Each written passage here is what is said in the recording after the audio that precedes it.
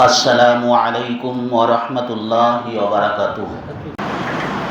नहमदुहु व नुसल्ली अला रसूलिहिल करीम, अम्मा बअद। फ़अऊज़ु बिल्लाहि मिनश शैतानिर रजीम। बिस्मिल्लाहिर रहमानिर रहीम। क़ुल इन कुन्तुम तुहिब्बूनल्लाह फत्तबिऊनी युहब्बिबकुमुल्लाहु व यग़फिर लकुम ज़ुनूबकुम इला आखिरिल आया। व क़ाल अर्रसूलु सल्लल्लाहु अलैहि वसल्लम मन अता मुहम्मदन फ़क़द अता अल्लाह व मन असा मुहम्मदन सल्लल्लाहु अलैहि वसल्लम फ़क़द असा अल्लाह। समवेत বয়োজ্যেষ্ঠ বয়কনিষ্ঠ ইসলাম দরদি ভাতৃবৃন্দ ও আমার ছোট ছোট স্নেহশীল বাচ্চারা, সমস্ত প্রশংসা, সব রকমের গুণগান, সমস্ত রকমের স্তুতি আরাধনা, হামদ সানা, মহত্ব বড়ত্ব সব কিছু সেই একমাত্র আল্লাহ রাব্বুল ইজ্জাতের নিমিত্তে, যে মহান রব্বুল আলামিন, যার অশেষ দয়ায় কৃপায়, যার অনুগ্রহে, যার অনুকম্পায় আমরা দুনিয়ার হাজারো কাজ থাকা সত্ত্বেও আজকে আমরা এই সংক্ষিপ্ত সময়টাকে বেছে নিয়েছি আল্লাহ এবং আল্লাহ রসুলের কিছু কথোপকথন শোনার জন্যে, এবং শুনে সেটাকে নিজের বাস্তবিক জীবনে রূপ দেবার আপ্রাণ চেষ্টা করব, এটার জন্যই আমরা একত্রিত হয়েছি। তাই মহান রব্বুল আলামিন তিনি আমাদেরকে এই আশা উদ্দেশ্যে যেন সাকসেসফুল সফলকাম তিনি আমাদের করেন, যে মহান রব্বুল আলামিন এই বিশাল ধারা, এই বিশাল পৃথিবীকে তৈরি করলেন, পৃথিবীকে সুসজ্জিত করলেন, অসংখ্য মাখলুকাতের মধ্যে মানব জাতিকে শ্রেষ্ঠ, উৎকৃষ্ট, উত্তম রূপে তৈরি করলেন। তাই মহান রব্বুল আলামিনের প্রশংসা করে, তার গুণগান হামদ সানা করে আমরা কখনোই শেষ করতে পারবো না। তাই আমরা সংক্ষেপে আল্লাহর প্রশংসা করে সকলে একবার কি বলি, আলহামদুলিল্লাহ। শুধু তাই নয়, যে মহান রব্বুল আলামিন, যার অশেষ দয়ায় কৃপায় আমরা পৃথিবীর বুকে বেঁচে আছি, তারই দেওয়া অফুরন্ত নিয়ামত আমরা প্রতিনিয়ত উপভোগ করছি, তিনি এই করেই ক্ষান্ত হননি। তিনি পরিশেষে পথহারা, দিশাহারা মানুষ জাতিকে সঠিক দিশা দেওয়ার জন্যে, এই মানুষ জাতিকে ইহদিনাস সিরাতাল মুস্তাকিম, সহজ সরল পথের দিকে ধাবিত করার জন্যে বিভিন্ন সময়ে, বিভিন্ন পরিস্থিতিতে নবী রসুলগণ, আল্লাহর বাহকগণদেরকে, আল্লাহর দূতগণদেরকে এই পৃথিবীর বুকে আবির্ভাব করেছিলেন বা পাঠিয়েছিলেন। তো সেই সমস্ত নবী রসুলগণদের উপরে অসংখ্য দরুদ এবং শান্তির ধারা ঝুমঝুম করে বর্ষিত হোক, বলি আল্লাহুম্মা সাল্লি আলাইহিম ওয়া বারিক আলাইহিম। খাস করে আমাদের নবী, ধর্মের গুরু, কর্মের সেরা, সাইয়্যিদুল মুরসালিন, রাহমাতাল লিল আলামিন, আখিরি নবী হযরত মুহাম্মদ মুস্তাফা সাল্লাল্লাহু আলাইহি সাল্লামের উপরে অসংখ্য দরুদ এবং শান্তির ধারা বিবর্ষিত হোক, বলি আল্লাহুম্মা সাল্লি আলাইহি ওয়া বারিক আলাইহি। আপনারা অবগত আছেন, আমাদের এই মাসিক দিনী ইজতেমায় দুইজন করে বক্তা থাকে, দুটি টপিক নিয়ে আলোচনা করে, দুটি বিষয়ের উপরে থাকে। প্রথমত বিদাতের উপরে হয়েছে, দ্বিতীয় হলো সুন্নাতের উপরে, অনুসরণ, অনুকরণীয় কে এই বিষয়ে। তার উল্টোটা, বিদাতের উল্টোটা হলো সুন্নাতের অনুসারী যারা হবে। আমরা সকলে জানি, আমরা শেষ নবীর উম্মত, আমাদের নবী হযরত মুহাম্মদ মুস্তাফা সাল্লাল্লাহু আলাইহি সাল্লাম, তিনি আমাদের জন্যে অনুকরণীয়, অনুসরণীয়। মহান রব্বুল আলামিন এমনই একটি সময়ে আমাদের এই নবীকে পৃথিবীর বুকে পাঠিয়েছিলেন, যে সময়টাকে আমরা বর্বরতার যুগ হিসেবে ইতিহাসের পাতায় আমরা পড়েছি, জাহেলিয়াতের যুগ, মূর্খতার যুগ, অজ্ঞতার যুগ হিসেবে আমরা পেয়েছি। কিন্তু প্রকৃতপক্ষে কি তারা অজ্ঞতা, তাদের ভিতরে অজ্ঞতা ছিল, তাদের ভিতরে তারা মূর্খ ছিল? না, তারা জ্ঞানের ভান্ডার তাদের ভিতরে ছিল। সেই জমানার লেখকদের বই এখনো পর্যন্ত বিভিন্ন ইউনিভার্সিটি, বিভিন্ন মাদ্রাসায়, বিভিন্ন স্কুলে পড়ানো হচ্ছে। তাহলে নিশ্চয়ই তাদের জ্ঞানের ভান্ডার ছিল, কিন্তু তাদের মনুষ্যত্বের অভাব ছিল। সেই মনুষ্যত্বের অভাবের জন্যই সেই যুগটাকে জামানায় জাহিলিয়াতের যুগ বলা হয়েছে। তো নবী করিম সাল্লাল্লাহু আলাইহি সাল্লাম তাকে সেই জমানায় পাঠিয়ে বিশ্ববাসীর জন্য একটা রহমত স্বরূপ তিনি পাঠিয়েছেন। বিসমিল্লাহির রহমানির রহিম, ওমা আরসালনাকা ইল্লা রাহমাতাল লিল আলামিন। হে নবী, আমি কেবলমাত্র তোমাকে পাঠিয়েছি বিশ্ববাসীর জন্য রহমত স্বরূপ। তাহলে নবী করিম সাল্লাল্লাহু আলাইহি সাল্লাম আমাদের জন্য রহমত স্বরূপ এসেছেন পৃথিবীর বুকে। তাহলে সেই নবীকেই আমাদেরকে মানতে হবে। মহান রব্বুল আলামিন সূরা আলে ইমরানের ভিতরে, সূরা নিসার বিভিন্ন আয়াতের ভিতরে তিনি নবীর অনুসরণ করতে বলেছেন আমাদেরকে। নবী করিম সাল্লাল্লাহু আলাইহি সাল্লামের যে অনুসরণ করবে না, নিজের মন মানি ইচ্ছা মতন কর্ম করবে, সেই বেদাত করবে, তার সেই আমলটুকু কিন্তু কাল কিয়ামতের ময়দানে গ্রহণযোগ্য হবে না। মহান রব্বুল আলামিন বলছেন বিসমিল্লাহির রহমানির রহিম, কুল ইন কুনতুম তুহিব্বুনাল্লাহা ফাত্তাবিউনি ইউহিব্বুকুমুল্লাহ ওয়া ইয়াগফির লাকুম যুনুবাকুম আল্লাহু গফুরুর রহিম। এই আয়াতের ভিতরে মহান রব্বুল আলামিন বলছেন, কুল, হে নবী আপনি বলে দিন, ইন কুনতুম তুহিব্বুনাল্লাহ, তোমরা যদি আল্লাহর ভালোবাসা পেতে যাও, আল্লাহর মহাব্বত পেতে চাও, ফাত্তাবিউনি, তাহলে আমাকে অনুসরণ করো। নবীকে আল্লাহ বলছেন, হে নবী আপনি বলে দিন, আপনার সাহাবাদেরকে, বিশ্ববাসীর মানুষদেরকে আপনি বলে দিন, কুল ইন কুনতুম তুহিব্বুনাল্লাহ, তোমরা যদি আল্লাহর ভালোবাসা পেতে চাও, ফাত্তাবিউনি, আমার অনুসরণ করো, ইউহিব্বুকুমুল্লাহ, তাহলে মহান রব্বুল আলামিন তোমাদেরকে ভালোবাসবেন। তাহলে মহান রব্বুল আলামিনের ভালোবাসা পেতে গেলে নবীকেই ভালোবাসতে হবে, নবীর অনুসরণ করতে হবে। নবীর অনুসরণ যদি আমরা না করি, তাহলে কিন্তু আমরা ইহজগতেও কল্যাণ আমাদের হবে না, পরজগতেও আমাদের জান্নাত নসিব হবে না।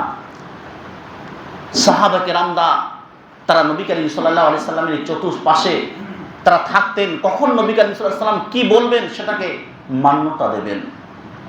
তারা সবসময় লেগে থাকতেন, নবী করিম সাল্লাল্লাহু আলাইহি সাল্লামের চারপাশে সবসময় থাকতেন এবং সেটাকে মানে নবীর আদর্শকে বাস্তবায়ন করার জন্যে তারা সবসময় উঠে পড়ে লেগে থাকতেন।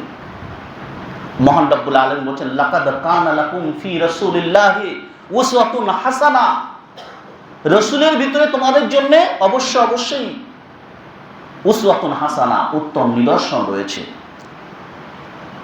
নবী করিম সাল্লাল্লাহু আলাইহি সাল্লামের আদর্শই তোমরা আদর্শিত হবে, তবেই কিন্তু তোমরা প্রকৃতপক্ষে ঈমানদার হিসেবে বিবেচিত হবে আল্লাহর কাছে। তাই আসুন আমরা নবী করিম সাল্লাল্লাহু আলাইহি সাল্লামকে অনুসরণ করতে করি সর্বক্ষেত্রে, শুধু নামাজের সময় না, রোজার সময় না, সব ক্ষেত্রে। আম্মা আয়েশা সিদ্দিকা রাদিয়াল্লাহু তাআলা আনহাকে কিছু মানুষ প্রশ্ন করেছিলেন, আম্মা আয়েশা, নবী করিম সাল্লাল্লাহু আলাইহি সাল্লামের আখলাক চরিত্র কেমন ছিল? তখন আয়েশা সিদ্দিকা রাদিয়াল্লাহু তাআলা আনহা বলেছিলেন, তোমরা কি কোরআন পড়োনি? কোরআনই ছিল নবী করিম সাল্লাল্লাহু আলাইহি সাল্লামের বাহ্যিক চরিত্র। তাই কোরআনকে আমাদের অধ্যয়ন করতে হবে, কোরআনকে পড়তে হবে। কোরআনকে যদি আমরা পড়ি, তার মানে মতলব আমরা জানতে পারি, তাহলে সব ওর ভিতরেই বিদ্যমান রয়েছে। হযরতে আব্দুল্লাহ ইবনে ওমর রাদিয়াল্লাহু তাআলা আনহু একবার তিনি হযরত কাতাদা রাদিয়াল্লাহু তাআলা আনহুর সঙ্গে একবার এক জায়গায় বেড়াতে গিয়েছিলেন, ঘুরতে গিয়েছিলেন।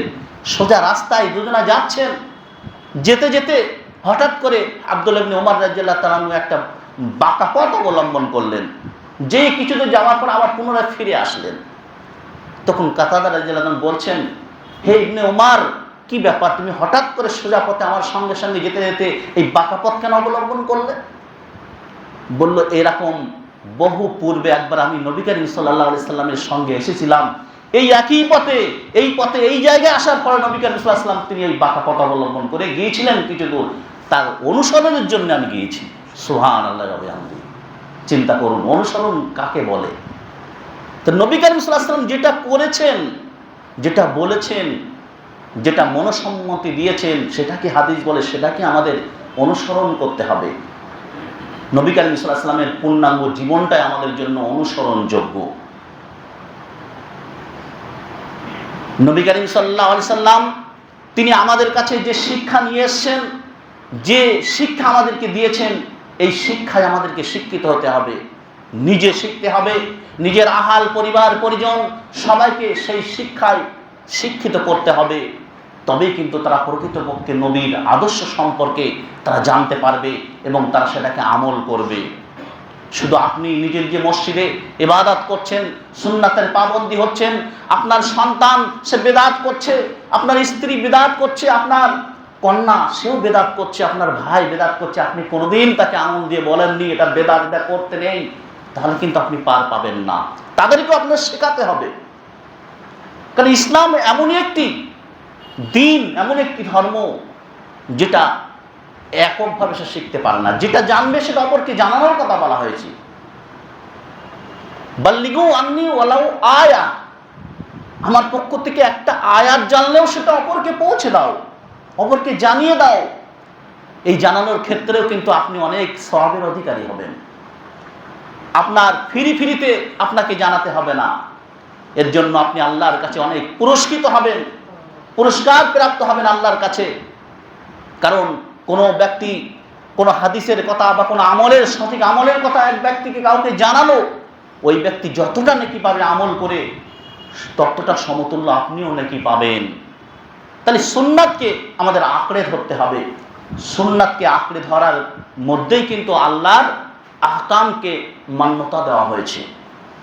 আপনি শুধু বলবেন আমি আল্লাহর বিধানকে মানব, হাদিসকে মানব না, নবীর আদর্শকে মানব না, তাহলে কিন্তু আপনার কোরআন মানা হবে না। কারণ আল্লাহ রাব্বুল আলামিন তিনি দুটি দিক আমাদেরকে দিয়েছেন। দুটো ওহীর মাধ্যমে দুটো জিনিস আমরা প্রাপ্ত হয়েছি। একটা হলো ওহিয়ে মাতলু আর একটা ওহিয়ে গায়র মাতলু। ওহিয়ে মাতলু যেটা তেলাওয়াত করা হয়, যেটা কোরআন মাজিদ আমাদের সামনে বিদ্যমান, এটা ওহিয়ে মাতলু। আর ওহিয়ে গায়র মাতলু হলো যেটা কিছু কিছু সময় জিবরিল আলাইহিস সালাম আল্লাহ রাসূলের কাছে আসতেন, আসার পরে তিনি কিছু শিক্ষা দিতেন নবীকে, নবী কারীম সাল্লাল্লাহু আলাইহি ওয়াসাল্লাম সেটা নিজের জবানে নিজের ভাষায় সাহাবাদেরকে বলতেন, সেটা ওহিয়ে গায়র মাতলু। তাহলে দুটো কিন্তু অঙ্গাঙ্গিভাবে জড়িত, দুটোই ওহীর কথা বলা হয়েছে। কারণ নবী কারীম সাল্লাল্লাহু আলাইহি ওয়াসাল্লাম বা নবীরা তারা ব্যক্তিগত কিছু তারা বলতেন না। ওমা ইয়ানতিকু আনিল হাওয়া ইন হুয়া ইল্লা ওয়াহয়ুন ইউহা। নবীরা তারা কখনোই ব্যক্তিগতভাবে কোনো কথা বলতেন না। যেটা আল্লাহর পক্ষ থেকে বার্তা দেওয়া হতো, আল্লাহর পক্ষ থেকে যে জিনিসটা নবীর কাছে দেওয়া হতো, নবী সেইটাই বলতেন। তাই নবী নিজের ব্যক্তি জীবন থেকে কিছু বলতেন না। আর যদিও বলতেন কোনো ক্ষেত্রে, কারোর পরামর্শের ক্ষেত্রে, সেটা তিনি বলে দিতেন এটা আমার ব্যক্তিগত পরামর্শ। এরকম অনেক উদাহরণ রয়েছে।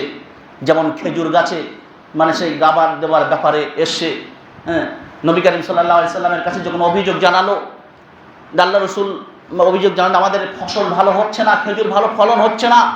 নবী করিম সাল্লাল্লাহু আলাইহি সাল্লাম তিনি বললেন তোমরা এটাকে করো না। তারা যখন ত্যাগ করলো, তাদের খেজুর ফসল কমে গেল। তারপরে নবীর কাছে আবার তারা আসলো, এসে বলল, তখন বললো তাহলে তোমরা করতে পারো, ওটা তোমাদের দুনিয়ারই একটা অংশ, অতএব সেটা পরামর্শ দিলেন তিনি, ব্যক্তিগত পরামর্শ হিসেবে তাদেরকে দিলেন। তাহলে দেখা যাচ্ছে যে নবী করিম সাল্লাল্লাহু আলাইহি সাল্লামের সুন্নাতের অনুসারী আমাদেরকে হতে হবে, সুন্নাতের পাবন্দী আমাদেরকে হতে হবে। তবে কিন্তু আমরা ইহকাল এবং পরকালে আমরা মুক্তি পাব। নবী করিম সাল্লাল্লাহু আলাইহি সাল্লামের সম্পর্কে বলছেন, মান আতা মুহাম্মাদান ফাকাদ আতা আল্লাহ। যে ব্যক্তি মুহাম্মদ সাল্লাল্লাহু আলাইহি সাল্লামের অনুসরণ করলো, সে ব্যক্তি আল্লাহর অনুসরণ করলো। ওয়ামান আসা মুহাম্মাদান সাল্লাল্লাহু আলাইহি সাল্লাম, যে ব্যক্তি মুহাম্মদ সাল্লাল্লাহু আলাইহি সাল্লামের বিরোধিতা করলো, অস্বীকার করলো, ওয়ামান সে ব্যক্তি ওমান আসাল্লাহ, সে ব্যক্তি আল্লাহর বিরোধিতা করলো, আল্লাহকে মানল না। তাহলে দেখা যাচ্ছে নবীর মান্যতার ভিতরেই কিন্তু আল্লাহর মান্যতা বিদ্যমান রয়েছে। তাই আমাদেরকে নবীর সুন্নাতকে প্রত্যেক পদক্ষেপে প্রত্যেক জায়গায় আমাদেরকে কাজে লাগাতে হবে। সাহাবারা বিভিন্ন ক্ষেত্রে, যেমন 6 হিজরির পরে যে পুনরায় যখন উমরা করতে আসছিলেন, মক্কায় আসার মাঝখানে তাদের একটা জায়গায় তারা মানে ডেরা মানে থেকে তারা অবতরণ করেছিল। সেখান থেকে মক্কার খবর নেওয়ার জন্যে নবী করিম সাল্লাল্লাহু আলাইহি সাল্লাম তিনি হয়তো উসমান বিন আফফান রাদিয়াল্লাহু তাআলা আনহুকে পাঠিয়ে দিয়েছিলেন মক্কায় সফির হিসাবে। সেখানে তিনি চলে গেলেন। যাওয়ার পরে এদিকে মুসলমানদের ভিতরে একটা মিথ্যা রটনা রটিয়ে দেওয়া হলো যে মক্কার কাফেররা উসমানকে হত্যা করেছে। তখন নবী করিম সাল্লাল্লাহু আলাইহি সাল্লামের হাতে সবাই অঙ্গীকারবদ্ধ হলো। অঙ্গীকারবদ্ধ এটাই হলো যে যতক্ষণ পর্যন্ত আমরা হতে উসমান বিন আফফান রাদিয়াল্লাহু তাআলা আনহু হত্যার প্রতিশোধ না নেব ততক্ষণ পর্যন্ত আমরা এখান থেকে যাব না। তারপরে সবাই এক এক করে নবী করিম সাল্লাল্লাহু আলাইহি ওয়াসাল্লামের হাতে তারা হাত দিচ্ছে। অবশেষে উসমান রাদিয়াল্লাহু তাআলা আনহু তিনিও আসলেন। এসে তিনিও সেখানে এসে নবীর হাতে হাত দিলেন, অঙ্গীকারবদ্ধ হলেন। সেইখানে ইতাআত অনুসরণ তারা করেছিল নবী করিম সাল্লাল্লাহু আলাইহি ওয়াসাল্লামকে। নবী করিম সাল্লাল্লাহু আলাইহি ওয়াসাল্লাম তিনি একটা নামাজের জন্য ওযু করছিলেন। সেই ওযুর পানিটা নেওয়ার জন্য বিভিন্ন সাহাবারা তারা ছোটাছুটি করছিল নবীর অনুসরণ করার জন্য। নবীর মহাব্বত একটা কি জিনিস সেটা তাদের ভিতরে ছিল।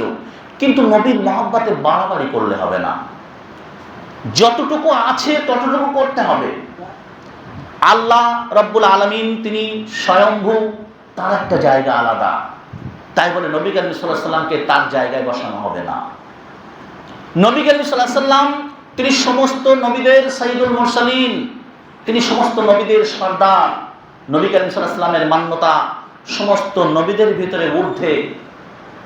নবী করিম সাল্লাল্লাহু আলাইহি ওয়াসাল্লামকে সেইভাবেই সম্মান জানাতে হবে, অতিরিক্ত করা যাবে না। কিন্তু কিছু কিছু কবিতার মাধ্যমে কিছু কিছু বিষয়ে আমরা অতিরঞ্জিত করে ফেলি। আমাদের আহলুল হাদিসের ভিতরে অনেক এরকম যুবক ব্যক্তি রয়েছে, তারাও এরকম এই আকীদায় তারা বিশ্বাসী হয়ে আছে। তারা বিভিন্ন ক্ষেত্রে নবী করিম সাল্লাল্লাহু আলাইহি ওয়াসাল্লামকে আল্লাহর সঙ্গে মিলিয়ে দেয়। তাহলে এগুলো সরাসরি শিরক হয়ে যাবে, শিরকের পর্যায়ে চলে যাবে। ইসলাম এমন একটি দিন যেটা মধ্যবর্তী অবলম্বন করতে বলা হয়েছে। মধ্যবর্তী, না খুবই অতিরঞ্জিত, না খুবই কার্পণ্য করা যাবে, মিডিল একটা মধ্যবর্তী অবলম্বন করতে বলা হয়েছে। তাহলে এই মধ্যবর্তীর ভিতরেই কিন্তু আমাদের শান্তি রয়েছে, এটি আমাদেরকে মানতে হবে। তো নবী করিম সাল্লাল্লাহু আলাইহি সাল্লামের যে আদর্শ আমাদের ভিতরে আছে, সেই আদর্শে যদি আমরা আদর্শিত হতে পারি তবেই কিন্তু আমরা ইহকালীন এবং পরকালীন আমরা সাকসেসফুল, সফলকাম হব। তাই আসুন আমরা নবীর সুন্নাত বিভিন্ন ক্ষেত্রে, শুধু নামাজের ক্ষেত্রে নয়, আপনি ঘুম থেকে জাগা থেকে নিয়ে আবার রাত্রিতে শয়নকাল পর্যন্ত বিভিন্ন দোয়া রয়েছে। এই দোয়ার মাধ্যমে আপনি নবীর অনুসরণ করতে পারেন। নবী করিম সাল্লাল্লাহু আলাইহি ওয়াসাল্লামের শেখা বিভিন্ন দোয়া, ঘুম থেকে জাগার দোয়া। ঘুম থেকে যখন মানুষ জাগবে তখন একটা দোয়া রয়েছে, আলহামদুলিল্লাহিল্লাযী আহইয়ানা বা'দা মা আমাতানা ওয়া ইলাইহিন নুশুর। সুন্দর একটি দোয়া আমাদের শেখানো হয়েছে। তাহলে এই দোয়ার মাধ্যমে আমাদের ঘুমকে ভাঙাতে হবে। সুন্নাতের অনুসারী পাবন্দি এই দোয়ার মাধ্যমে আমাদের শুরু করতে হবে। তারপরে ঘুম থেকে ওঠার পরে মানুষ 4 ঘন্টা 5 ঘন্টা শয়ন করার ফলে মানুষের পেশাব পায়খানার প্রয়োজন পড়ে যায়। এই পেশাব পায়খানা করার জন্য আমাদের বাথরুমে যেতে হবে। বাইতুল খালায় যাওয়ার আগে আমাদের যে দোয়া রয়েছে, আল্লাহুম্মা ইন্নী আউযু বিকা মিনাল খুবুসি ওয়াল খাবায়েস, শয়তানের থেকে আমাদের আশ্রয় প্রার্থনা আল্লাহর কাছে চাইতে হবে। আবার বার হওয়ার জন্য আল্লাহুম্মা গুফরানাকা, এই দোয়া করে আমাদের বার হতে হবে। তারপরে ফজরের নামাজ, ওযু করতে হবে, ওযুর দোয়া রয়েছে একটা শুরুতে, ওযুর শেষে একটা দোয়া আছে। এইভাবে মসজিদের মুখে আসতে হবে। আসার সময় বিভিন্ন দোয়ার মাধ্যমে আমাদেরকে আসতে হবে। এসে মসজিদে ওঠার সময় আমাদের একটা দোয়া শেখানো হয়েছে যে ডান পা আগে দিয়ে আমরা সর্বপ্রথম বলো আল্লাহুম্মা ফতাহলি আবওয়াবা রাহমাতিক, হে আল্লাহ তুমি আমার জন্য তোমার রহমতের দরজা খুলে দাও। তাহলে আল্লাহর কাছে যদি আমরা না চাই তাহলে আল্লাহ রাব্বুল আলামিন এমনি আমাদেরকে দেবেন? তাহলে আমাদেরকে চাইতে হবে। এই দোয়ার মাধ্যমে আমাদের জীবনটা অতিবাহিত করতে হবে। আপনি নামাজ পড়লেন, নামাজে বিভিন্ন দোয়া দরুদ আপনি পড়লেন, সুন্নাতের পাবন্দি করলেন। নবী করিম সাল্লাল্লাহু আলাইহি ওয়াসাল্লাম, সাহাবায়ে কেরামরা যেসব দোয়া পড়েছেন সেই দোয়া আপনি পড়লাম। মসজিদ থেকে বার হয়ে যখন যাব তখন আমাদের একটি দোয়া রয়েছে, আল্লাহুম্মা ইন্নী আসআলুকা মিন ফাজলিক, হে আল্লাহ আমি তোমার কাছে তোমার ফজল করুণা আমি চাচ্ছি। তাহলে এইভাবে বিভিন্ন দোয়া, আপনি বাড়ি থেকে বার হচ্ছেন, সেখানে আল্লাহর উপরে একটা তাওয়াক্কুল করতে হবে, সুন্নাতের পাবন্দি হতে হবে। নবী করিম সাল্লাল্লাহু আলাইহি ওয়াসাল্লামের সেখানে একটি দোয়া রয়েছে, বিসমিল্লাহি তাওয়াক্কালতু আলাল্লাহ লা হাওলা ওয়ালা কুওয়াতা ইল্লা বিল্লাহ। এই দোয়া পড়ে আমার আপনাকে বার হতে হবে। সওয়ারি যানবাহনে চড়ছেন, সেখানেও আপনার দোয়া পড়তে হবে, এই সুন্নাতের পাবন্দি আমাদের হতে হবে। নবীর অনুসরণ করতে গেলে এই বিষয়গুলো আমার আপনার প্রয়োজন। যখন বাহন যন্ত্রের উপরে চাপার জন্য একটা দোয়া আল্লাহ রাব্বুল আলামিন বা নবী করিম সাল্লাল্লাহু আলাইহি ওয়াসাল্লাম শিখিয়েছেন, সুবহানাল্লাযী সাখখারা লানা হাযা ওয়া কুন্না লাহু মুকরিনিন ওয়া ইন্না ইলা রাব্বিনা লামুনকালিবুন। এই দোয়া পড়ে বাহন যন্ত্রের উপরে চাপতে হবে। এরকম বিভিন্ন জায়গায় বাজারে প্রবেশের একটা দোয়া রয়েছে, বিভিন্ন ক্ষেত্রে দোয়া রয়েছে। সারাদিন আপনি এই দোয়ার ভিতরে কাটাবেন, নবীর সুন্নাতের উপরে পাবন্দির উপরে আপনি থাকবেন। তাহলে এই নবীর সুন্নাতকে আমার আপনাকে আঁকড়ে ধরতে হবে, তবেই কিন্তু আমি আপনি নিরাপদে থাকতে পারবো। কারণ মহান রব্বুল আলামিন মুমিনদেরকে তিনি এই শিক্ষা দিয়েছেন নবীর অনুসরণ করার জন্যে। সাহাবা কেরামরা তারা বিভিন্ন ক্ষেত্রে নবীর অনুসরণ করেছেন, তারা অনুসরণ অনুকরণ একমাত্র হবে নবী করিম সাল্লাল্লাহু আলাইহি ওয়াসাল্লামের। মহান রব্বুল আলামিন বলছেন, ওমা আতাকুমুর রাসূলু ফাখুযু, রাসূল তোমাদেরকে যেটা দেয় সেটা ধরো, সেটাকে তোমরা আঁকড়ে ধরো। ওমা নাহাকুম আনহু ফান্তাউ, যেটা নিষেধ করে সেটাকে তোমরা বর্জন করো, ছেড়ে দাও। তাহলে নবী করিম সাল্লাল্লাহু আলাইহি ওয়াসাল্লামের আদর্শের ভিতরে চলতে গেলে নবী যেটা আমাদেরকে দিয়েছে, যেটা শিখিয়েছে, যেটা তিনি আমাদেরকে আমল করার জন্য বলেছেন, সেটাকে আমার আপনাকে আঁকড়ে ধরতে হবে, তবেই কিন্তু আমরা পরিত্রাণ পাব। মহান রব্বুল আলামিন বলছেন, ইয়া আইয়ুহাল্লাযীনা আমানু আতিউল্লাহ ওয়া আতিউর রাসূল, হে ঈমানদার ব্যক্তিগণ তোমরা রাসূল আল্লাহ এবং আল্লাহ রাসূলের অনুসরণ করো। ওয়া উলিল আমরি মিনকুম, এবং তোমাদের ভিতর যারা নির্দেশদাতা, এই নির্দেশদাতার ব্যাখ্যা আমরা বিভিন্ন ধরনের করে নেই। এক এক সম্প্রদায় এক এক ধরনের ব্যাখ্যা করে আমরা এটাকে বিকৃত করে ফেলেছি। নির্দেশদাতা কারা? যারা আল্লাহ এবং আল্লাহ রসুলের আদর্শকে আঁকড়ে ধরেছে, যারা আল্লাহ এবং আল্লাহ রসুলের আইনের কথা বলে, তারাই হলো নির্দেশদাতা। তাহলে এই নির্দেশদাতাদেরকে আমাদেরকে মানতে হবে। এক্ষেত্রে বিভিন্ন যারা হকপন্থী ওলামায়ে কেরামকে বোঝানো হয়েছে, তারা যে নির্দেশ দেয়, কোরআন এবং হাদিস অনুপাতে যে নির্দেশ দেয়, সেই নির্দেশকে মান্যতা দিতে হবে। তাহলে যদি আমরা দেখি এই ক্ষেত্রে আমার আপনাকে সঠিকভাবে নবীর সুন্নাতকে যদি আমরা মেনে চলি, তাহলে কিন্তু আমরা আল্লাহ রাব্বুল আলামিন আমাদের উপরে রহমত প্রদর্শন করবেন। অন্য আয়াতে বলে আল্লাকুম তুরহামুন, যদি তোমরা আল্লাহ এবং আল্লাহ রসুলের অনুসরণ করো, হয়তো তোমাদের উপরে আল্লাহর রহম হতে পারে। তাহলে আল্লাহর রহমত চেয়ে সবচেয়ে বড় জিনিস আমাদের কাছে কিছু নেই। কাল কিয়ামতের ময়দানে মানুষ হাহাকার করবে, বিভিন্ন জায়গায় মানুষ কিয়ামতের দিনে বিভিন্ন বিক্ষিপ্ত অবস্থায় পড়ে যাবে, কিন্তু আল্লাহর রহমত যার উপরে থাকবে সেই কিন্তু পরিত্রাণ পাবে। তাহলে আল্লাহর রহমতের জন্য কামনা করতে হবে। তাহলে আতিউল্লাহ ওয়া আতিউর রাসূল যদি আমরা করতে পারি, আল্লাহ এবং আল্লাহ রসুলের অনুসরণ যদি আমরা করতে পারি, তাহলে কিন্তু আমাদের উপরে সেই রহমত বর্ষণ হবে। তাই আসুন আমরা প্রকৃতপক্ষে নবীর সুন্নাতকে জানি, জেনে বুঝে আমার আপনার পূর্ণাঙ্গ জীবনটাকে, দৈনন্দিন জীবনটাকে নবীর আদর্শে আদর্শিত করি, তবেই কিন্তু আমরা ইহকালীন পরিত্রাণ পাব এবং পরকালেও আমাদের পরিত্রাণ রয়েছে, আমাদের জান্নাত রয়েছে। সাহাবায়ে কেরামরা তারা নবী করিম সাল্লাল্লাহু আলাইহি সাল্লামকে তারা আদর্শ হিসেবে মানতেন বিভিন্ন ক্ষেত্রে। নবী করিম সাল্লাল্লাহু আলাইহি সাল্লাম কোনো কথা যখন বলতেন, যেমন সালামের কথা যখন বলেছিলেন, তখন সালামের ভিতরে যে নেকি রয়েছে, যে আগে সালাম দিবে তার একটা নেকি রয়েছে, এই নেকির কথা মানুষ যখন জানতে পারলো, তখন কিছু কিছু সাহাবা কেরামরা তার হাটে বাজারে চলে যেতেন সালাম দেওয়ার জন্যে, এই নেকিকে অর্জন করার জন্যে। তাহলে সেই সুন্নাতের পাবন্দিটা তাদের ভিতরে কতটা গুরুত্ব পেত, নেকি যাতে আমার বেশি হয়, তার জন্য হাটে বাজারে যেহেতু লোক সংখ্যা বেশি যায়, তাদের প্রয়োজন মেটাতে যায়, অতএব অনেক মানুষের সঙ্গে দেখা হবে, অনেক মানুষকে আমি সালাম দিতে পারবো। তাহলে এইসব বিষয়গুলো তাদের ভিতরে ছিল। সব ক্ষেত্রে তারা নবী করিম সাল্লাল্লাহু আলাইহি সাল্লামকে আদর্শ হিসেবে তারা মেনে নিয়েছিল বা তারা সেইভাবেই তারা চলতো। আজকে আমরাও সেই নবীর উম্মত, সেই নবীর অনুসারী, আমরা সেই নবীকেই আমরা মেনে চলি। তাহলে আমাদের ভিতরে কেন আলাদা হবে?